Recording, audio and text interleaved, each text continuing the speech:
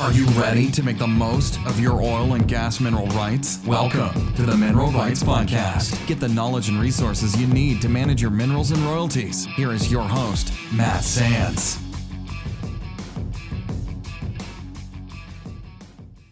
Hello and welcome to the Mineral Rights Podcast. I'm your host, Matt Sands, and I'm here to help you make the most of your mineral rights and royalties. And I'm joined by my co-host, Justin Williams, who is here today to talk about the latest mineral rights news for June of 2023. And Justin, there's kind of a good mix of stories that popped up in this news cycle. There is, yeah. They're kind of all over the place. Some good news, some interesting news, and maybe even some bad news. We'll see. So our first one here, Matt, is in reference to a lithium mine that was proposed in Nevada. And it looks like there is some concerns around that lithium mine. It sits close to some property that might be protected. And we were talking before the show, lithium is just going to become more and more important. And I know that's something that the United States has really struggled with producing in the United States. And we also did a news story that was very similar to this in that they were proposing a mine. And in this case, there's a group of Native Americans that are protesting that mine coming up there due to a massacre that happened in 1865. And man, it's just interesting that there's going to be some trade-offs for trying to develop these streams of energy. Yeah, that's a good way to put it. I think this article just highlights how there's really no easy answer to our energy needs, whether we're doing quote unquote clean energy and batteries and electric vehicles and solar panels and wind turbines. Of course, there's environmental impact to manufacturing those things and carbon impact to those things, even though when you read the news, they make it seem like that is not the case. So interesting that they're talking about this open pit lithium mine in Nevada. And the Biden administration says it's completed a court order review that should ensure construction continues at a Nevada lithium mine, despite legal challenges brought by conservationists and tribal leaders. At the same time, in a broader response to recent U.S. court rulings that more strictly interpret a Civil War era mining law, the Interior Department announced Tuesday it's taking steps to clarify mineral rights under the 1872 law to reflect the realities of the 21st century. So, Justin, it's interesting that we have that as the basis for the opposition to this mine from the environmental groups. And then, of course, like you mentioned, the tribal leaders of the tribes in that area were protesting it on the basis of the proximity to a monument to a massacre that occurred. So it's a tricky situation just in terms of, again, the trade-offs that you have with disturbing the land for whatever use it is, right? So lithium mining in and of itself, this method of lithium mining, they're not solution mining it. They're not drilling wells and pumping water and just extracting it. They're actually going to do an open pit mine here in this location that they're talking about in this article, which obviously has a significant impact on the environment. Now, one of the things that was interesting about this is that there is this 1872 mining law that it talks about. They say that the original interpretation of that was that it conveys the same rights established through a valid mining claim to adjacent land for the disposal of tailings and other waste. And so they're basically saying that this company that's doing this mine has to establish that valuable minerals are present under the lands in order for that claim to exist. And I think that is part of the reason they said they were going to let the construction continue so that they can basically prove that that's the case. So it's interesting that this 1872 mining law is coming into question and sort of the interpretation of that. But at the end of the day, the long story short of this article, the company can continue with construction. The Biden administration and the Interior Department are providing the legal framework for this company and other companies to interpret the validity of these older mining claims and use for these modern mines that are now being considered. Yeah, it's interesting, man. There may be some good things that come out of the legislation or surrounding this, and that'll be interesting to see how that shakes out. And something interesting in the article is it mentions that an Interior Department official told the Associated Press that the Biden administration doesn't intend to challenge or appeal the Rosemont decision. So it looks like on the government side, this looks like it might end up going forward. But like you said, they've got some laws to work out and figure out exactly how they're going to do that. Yeah, and I think that it's kind of interesting that they're sort of ruling favorably on lithium mine that arguably could have a more significant impact than drilling an oil and gas well. And that brings us to the next article. Justin, you want to read the headline? Absolutely. So, oil and gas land sale net 79 million. New Mexico environmental groups fear climate impacts, which there's no big surprise there, Matt. That's exactly right. And this particular article is talking about the latest oil and gas lease sale that the BLM held on 10,123 acres on 45 parcels in southeast New Mexico and Eddy, Lay, and Chavez, and in Cheyenne County, Kansas, in the sale. And the article mentions that in total, the agency sold 37 of the parcels totaling 8,596 acres that can now be used by energy companies to produce oil and gas. So, what they did is they sold a lease, they didn't sell the land, but those companies have federal leases now. And this is important, I think, for all mineral owners, even if you have minerals that are privately owned, because oftentimes we have minerals that are interspersed with these federal acreage. And I actually have a client that I'm working with that has some acreage in Lake County, New Mexico, and they have some interests in federal units because there's federal minerals. In fact, they have an overriding royalty in a federal lease. So there's some things that even though you might have an interest, a royalty interest in oil and gas well, it could actually originate from one of these federal oil and gas leases, or it could be that you have an interest in a federal unit, even though you have privately owned minerals. So I think this lease sale is an important step forward in the Biden administration getting off high center and resuming lease sales, which are important for allowing access to these areas for companies to go in and then eventually drill. And to the extent that, again, if you have mineral interests that are in areas where there's federal lands, this is a good sign because it means that companies will get access to that acreage to drill a well that you might actually have an interest in. So it's an important step forward. I think there were more acres sold in Kansas in this lease sale. There were 3,279 acres sold in New Mexico and 5,316 acres sold in Kansas. But the revenue that the government generated from that was significantly more in the Permian Basin in the New Mexico side of things, and that was 78.7 million in revenue versus 90,000 in Cheyenne County, Kansas. So obviously a lot more valuable interests in that part of the Delaware Basin and the greater Permian. Very hot area right now with a lot of rigs running and a lot of activity. So good to see this happening, Justin.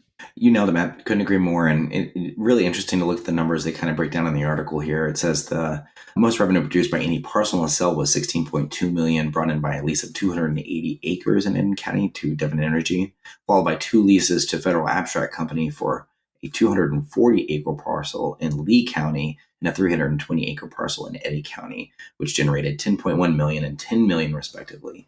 So very interesting, Matt. For Kansas, it mentions that the most lucrative parcels were two 560 acre parcels in Cheyenne County, each sold for 7,465 to Murphin Drilling Company. So interesting to see those numbers, Matt. There's definitely some weighted value here in New Mexico.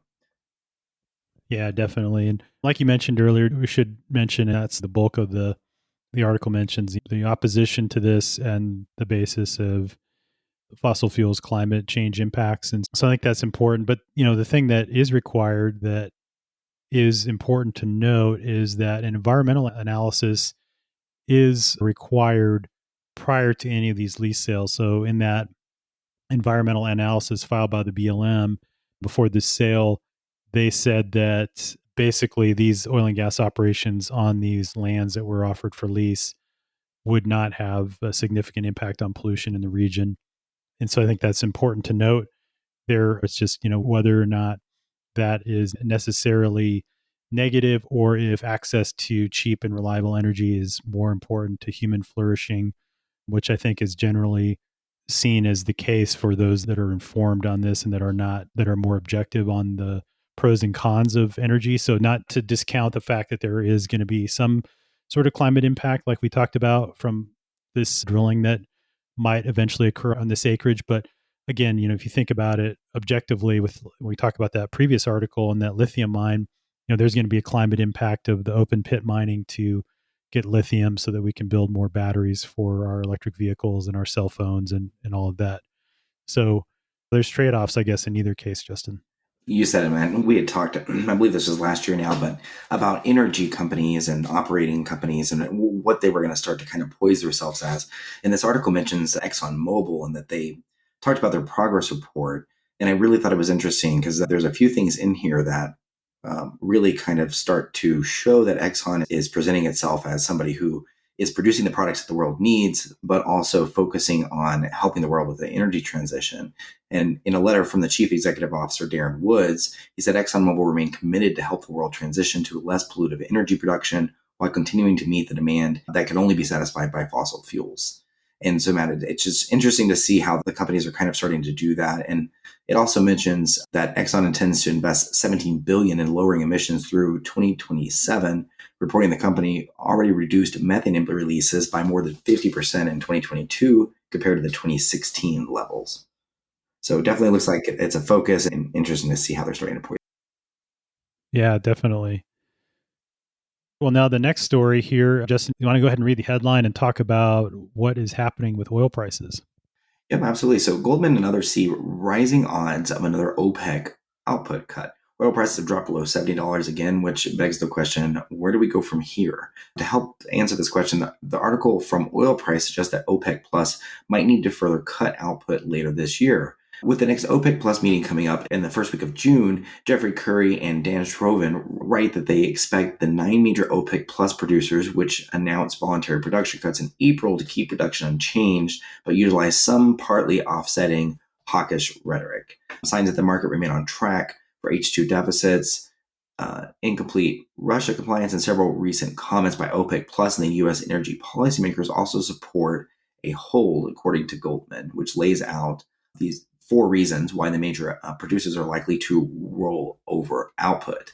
And Matt, they kind of run the gamut, and it's interesting to see that the oil prices being where they are, if we're going to have a slowing economy, it makes sense that we might be looking at making more cuts.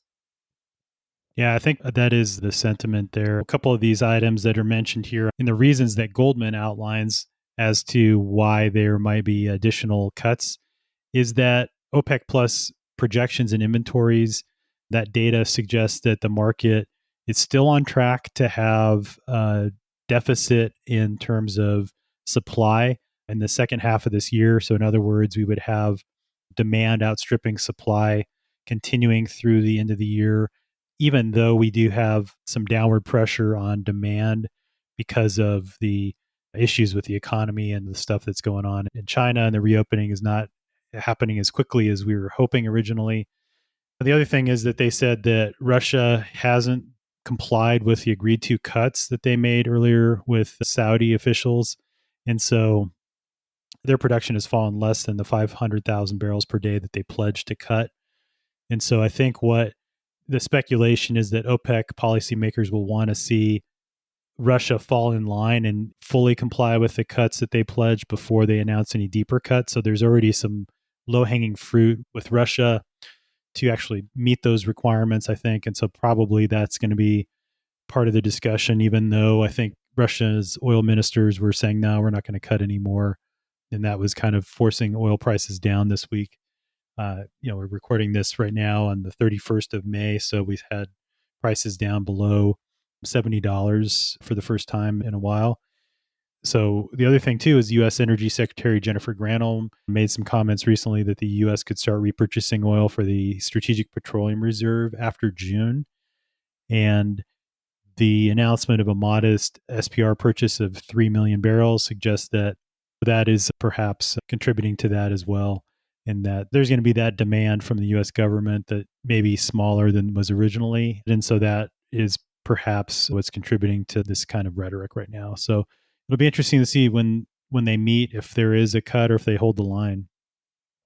Yeah, you said it, man. And in the last May news episode, we talked about the rig count, and there were 732 rigs. We're down 43 rigs, Matt, from the last time we reported, which is it's a pretty big change. That's a pretty big change. Yeah, the rig count has been, I won't want to say plummeting, but it's been falling pretty steadily since we reported last, like Justin mentioned.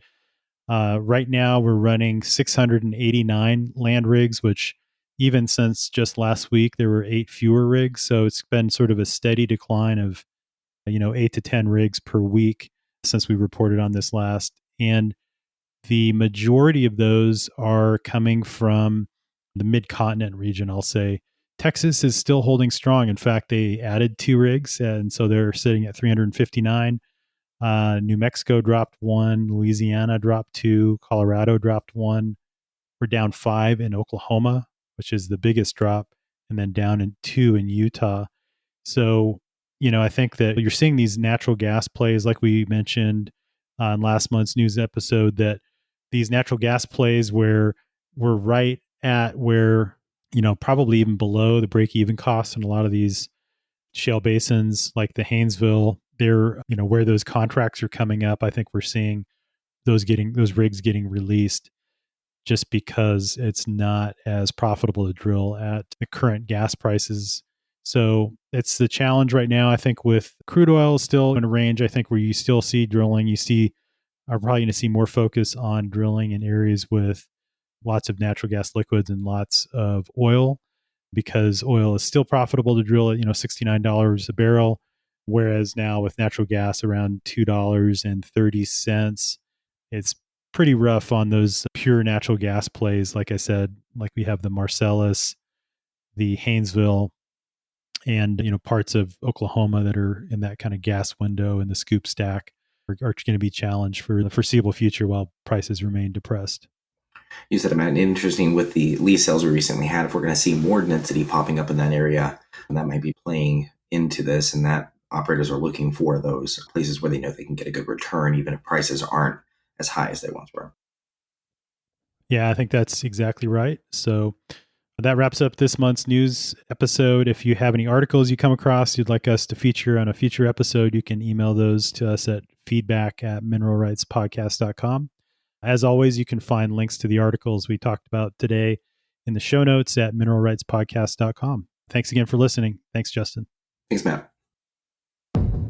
Thanks so much for listening to the Mineral Rights Podcast with your host, Matt Sands. Don't forget to subscribe and share at mineralrightspodcast.com. The Mineral Rights Podcast should not be construed as investment, legal, or tax advice. All information is believed to be from reliable sources. However, we make no representation as to its completeness or accuracy.